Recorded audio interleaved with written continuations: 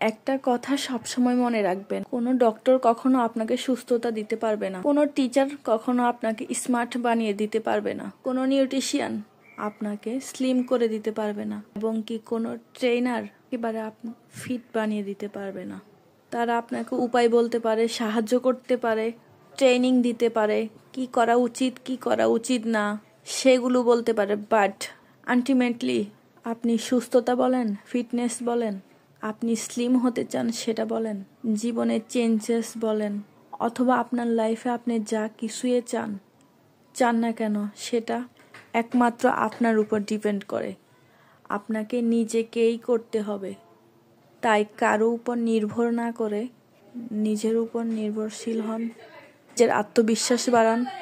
জীবনে আপনি যাই হতে চান না কেন, যাই অ্যাচিভ করেন না কেন, যেটাই পেতে চান না কেন, আপনাকে ওয়ার্ক করতে হবে।